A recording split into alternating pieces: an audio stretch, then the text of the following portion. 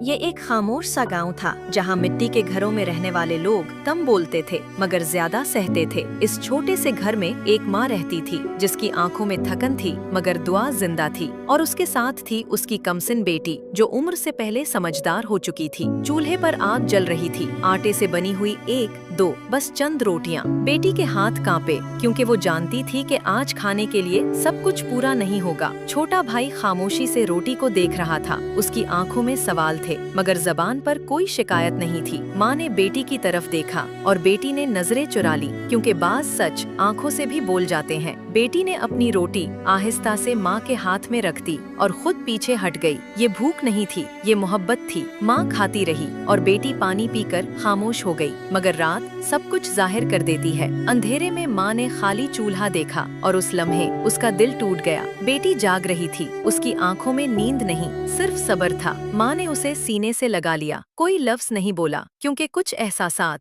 लफ्जों के मोहताज नहीं होते। अगली सुबह सूरज के साथ एक नई उम्मीद भी आई। किसी ने दरवाजे पर आटा रख दिया था। बेटी के चेहरे पर मुस्कुराहट लूट आई और माँ की आंखों से शुक्र के आंसू बह निकले। ये कहानी रोटी की नहीं थी, ये कहानी कुर्बानी की थी, क्योंकि बाज औकात माँ के लिए भूखा रहना भी और